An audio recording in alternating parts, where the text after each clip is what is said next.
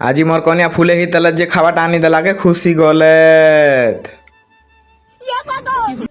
নমস্কার ও বুড়া বুড়ি ধরা ধাঙ্গারি মুই তোমার অশোক ব্লগার আর ওডর মিনি ব্লগে স্বাগত করুছ। তো এটা ছতা বটা যা লাগি বাহারি পড়লু না, তো চাল যেনতা ছতা বটা আসা লাগতো দেখুছ কি ঘুলি জাম যেন তোড়ে হিচে যে নেই কহনা ঝাড়ি দেখুছ। তারপর আম্মা মনকে ছাড়ি দিলি আর মুই এটা ঘর যা লাগি বাহারি পড়লি না। আর এটা কেন গাঁ কমেন্ট করি জনাব মকে।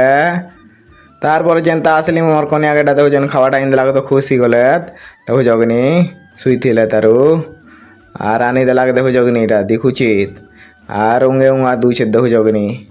তারপরে যেনতা বেল বুলাকেটা আম্মা মন গানি যাচ্ছেন ছতা বটা তো চাল 160 স্পিড দিয়ে যাচ্ছেন দেখুছ কি। তারপরে পৌঁছি বি গলি না তারপর গাঁকে দেখুছ কি। আর আমার ইটকিরা তো শুই দিছে মোর ভাই দেখুছ কি হাতে শুই দিছে।